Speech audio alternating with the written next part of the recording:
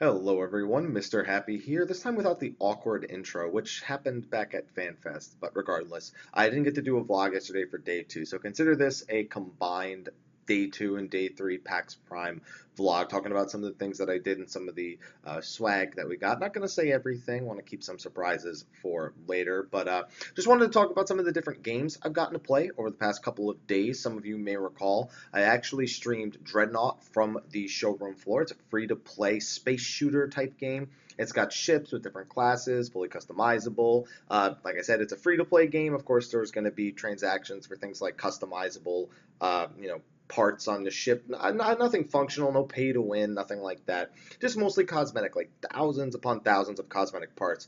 Had a lot of fun. Played that for like 2 hours. So be on the lookout for that on my YouTube channel. Gonna just take the Twitch broadcast and pull it over onto YouTube. So on top of playing that, we got to speak to a lot of people. For example, one of the companies that works with Dreadnought is Gearbox, and we've gotten to meet a lot of the employees. Andy is one person that comes to mind. We had breakfast with him, and they've really been teaching us a lot about PAX and the business. And honestly, it's been a great experience getting to meet these people who just they've been here every year. They've been a part of this environment for all these years, and it's a lot of knowledge to take in. It's a bit overwhelming, and I still haven't really been able to take what they've taught me and really apply it that well. But working on it. I mean, it's one step at a time. It's our first PAX, so there's not really a whole lot that we can do. We made sure to stop by a few of the booths again. For example, I mentioned Viking Squad in day 1. I made sure to tweet them out because I have a coaster right here for Viking Squad. Actually, it's the only thing I actually have handy because I have a ton of things that was given to Mel and myself in the suitcase, but not gonna pull all that stuff out. And Slick Ent Incorporated is the Twitter, so I'm just gonna flash that up real quick. I'm sure it's gonna be hard to read on this camera, but regardless, you'll see me tweeting at them. So if you follow me on Twitter, you'll probably see a lot more about Viking Squad in the future. We also went to an NCSoft mixer, which was a lot of fun. There were a few big names there. We had Serious Gaming. We got to speak to some people at Carbine, some people that work on Blade and Soul. We had Tally was there, so it was a nice little event, some good food and an open bar. Can't really ask for much more than that. And I got my hands on Blade and Soul, which was the first time I've ever played the game. I mean, that's been a game that people have been asking to be localized here in America for a pretty long time. And you guys know me. Like, you know how I feel about free to play games in general. I don't always think they're bad. It's just sort of like it's a model, the whole nickel and dime thing. But I honestly got kind of hooked on the Blade and Soul combat itself. So expect to see some Blade and Soul stuff coming out of my channel. I mean, we're in contact with NCSoft, so at some point we'll probably get something going with that. I mean, it's going to be a free to play game anyway, so regardless, just expect some form of video on that sometime in the next. I can't give you a time frame. But regardless, I actually enjoyed it a lot. I didn't get to try the changes to WildStar. I was just spent so much time on Blade and Soul. But you guys know, again, I'm very strongly opinionated about WildStar, and I'm interested to see if they fix the early game issues going into the free-to-play model. I got to speak to some of the Carbine devs while I was there, and they honestly were in agreement that the early levels could really put people off. And it was nice to hear that the dev team was open to that feedback that I had, right there in front of their own game. Sometimes I can understand it's not easy to have someone say, I don't like this about your game, right to your face. But they took it and they said, you know what, we actually have to take this kind of feedback, so we're actually glad that you're comfortable saying these things in front of us, just so we know that this is something that people really wanted. And they were like, don't get me wrong, we know. They were like, people would get to the first boss, the first dungeon, and then quit the game. That's literally what they told me. So they definitely went back and they some new beginner tools to help introduce people to the mechanics of the game. So I do want to try out WildStar since it's going free to play. It was a game I was super hyped for before, but just couldn't really get into it. So I'm looking forward to trying that out as well. So thank you, NCSoft, for having us at the mixer. I'm sure none of them will see this video, but you never know. And also the night before the Twitch mixer went to, I just want to quickly touch on that. That was phenomenal. I went to a place called Garage Billiards and Bowling, and I didn't bowl at all. I did a bit of karaoke. I'm hoping that there's no videos of that anywhere on the internet because you don't want to hear me sing Usher. Let's just say that you don't want that. Trust me. But again, a lot of people, so many faces. It's gonna be hard for me to keep track of people's faces and names at first with all of this, but working hard on it. And then I'm trying to think. We just done so many things between, let's see, Dreadnought. Got to try Rainbow Six earlier today. That was great. This I can hold up because we've already given the code out on Twitter. So I had a private play session for Rainbow Six Siege. And honestly, Rainbow Six was one of the first FPS games I ever played. My cousin had it on the Xbox One. I guess I shouldn't say one of the earliest FPS games I played because I'd obviously played things like GoldenEye growing up.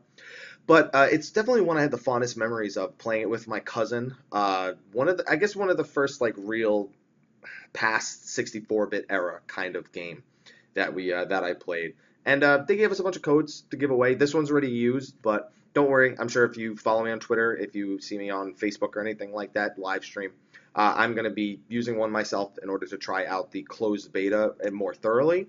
But expect to see a few of those given away on the channel sometime in the near future as well. Honestly, I was really impressed. You guys know me. I like to talk about PvP occasionally, but I'm more of a PvE guy. So they set me up with a Terror Hunt, which if you've ever played a Rainbow Six games, taking out terrorists is a pretty common theme in the Rainbow Six games. And it was even though they call it Terror Hunt, you are basically tackling a house, and it's the footage most people have seen where you go into this building. I wouldn't call it a house, maybe a mansion if anything. And they're set up. They've got traps laid down. They got C4, which will kill you instantly. And you have to go through with these constantly respawning enemies and defuse a few bombs. They spawn in random places, so every time you load in, you can take a different approach. Maybe go through the roof to get to the top floor. Maybe there's one on the ground floor, one in the basement, so maybe you want to start on the ground floor and work down. And on top of that, it works really well with communication, which I know can be an issue for some people, but I mean, that was always the best part about games for me was communicating with other people. So even just playing it with a few of the people there at the booth was a lot of fun. We were able to we were able to pick our classes and make a composition of classes that worked well. Someone with a shield to block the really heavy damage. Somebody, myself was the Twitch, which has signals I can send out in order to disable C4s or even scout out ahead to call out enemy spawns and things like that. So it was a lot of fun working as a team. And even though I don't really play too many FPSs, like this is an FPS that I can get into because it has both the PvP and PvE aspect going for it. So expect to see that sometime on the channel in the near future. I have footage. They actually locally recorded footage, gave me a USB drive and everything. So you can kind of see how bad I played. I mean, how great the experience actually was. Oh man, I'm missing so many things here just because doing a vlog for 2 days all at once is not easy for me because my brain has been fried. Oh, actually got lucky enough to go to a signing session with Sokin. Uh, thank goodness we got the card under at the panel, which I know a lot of you watching at home probably had a hard time watching the panel. I heard Twitch was really kind of bugging out there in the Hydra Theater, which they told me was the only theater that was set up for live streaming. So I'm assuming that the issue wasn't really a Square Enix issue, although I'm sure that people would like to think it was. It was probably just a lot of people have been streaming from that setup. Something went wrong, but regardless, it was a great live event. I got to listen to some stories between Soken and Koji, who was actually on vacation and was not at the signing earlier today. And they at the end put these little tickets under some people's chairs, and if you got one, you can go to a signing session. And luckily, we managed to get one.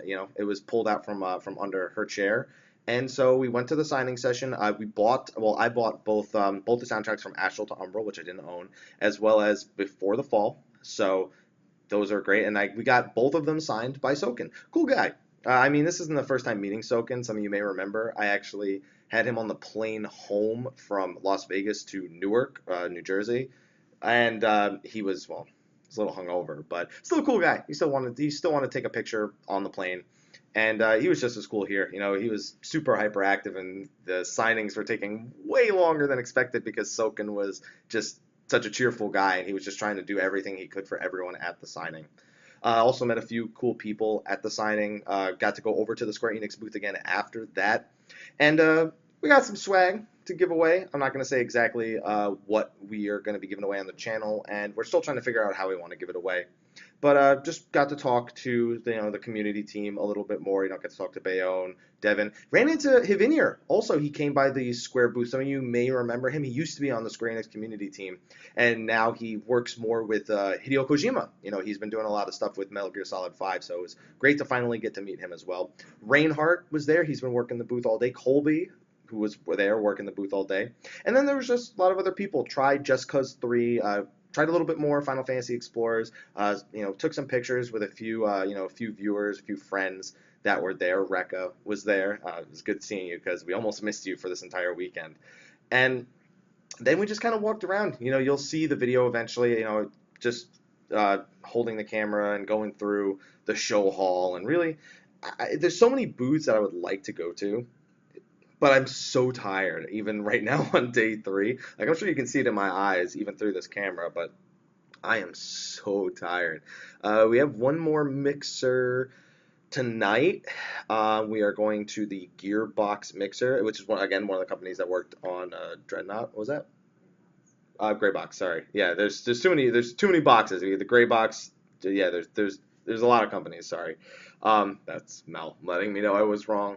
What would I do without her? She's I've been having to tell everyone she's the brains behind the brawn, and then I flex, and I'm like, never mind, there's no brawn here. So we're going to that, and I think that's pretty much wrapping up all the scheduled things that we had planned. I'm gonna try and get in the Dark Souls line on Monday if possible. But that's really the last game I think I really feel like I have the time to try, or enough interest to try. Like, I could try Battleborn, I could try Assassin's Creed, Tomb Raider. Like, there's a ton of things at the show floor. Um, but I don't know. We've been spending so much time on our feet that honestly, just sitting down and recording this is relief. It's not even. It's like it doesn't even feel like it's for work. So anyway, I just wanted to, I did a thank you on day 1 as well. I'm sorry that it took me an extra day to get the day 2 one out, and it's day 2 plus day 3, so the video is a little longer. But again, it's been great, and I'm glad that I'm going to have footage and stories to come back to you guys with, because and swag, of course. We've been collecting quite a bit of swag over the course of the weekend. I'm just glad to have had this opportunity again. So thank you. If you have any questions about PAX, if you've never been there before, I mean, I'm all open to answering questions in the comment section, or if you want to ask them for Mondays with Mr. Happy, which we'll be doing. Don't worry. That is going to happen this week. I know it's probably gonna be a scheduling nightmare to try and get it done, but expect it kind of like this video almost, where it's just me speaking to the camera, because we just have the little computer here with not gonna do anything too fancy for Mondays with Mr. Happy, unless you guys are willing to wait for it to come out to Wednesday, which I don't think you guys are. So anyway, thank you again for watching this video. Thank you for supporting the channel, and thank you for motivating us to get here to PAX and to bring all these things back to you, all this footage and all this fun. Lots of fun. I'm really looking forward to some of the things the channel has in store. So I will see you guys in Mondays with Mr. Happy, which I guess might double as the day 4 recap. I guess it depends. We'll see. I'm not going to say anything for certain. But thank you. I will see you guys in the next video. And until then, take care.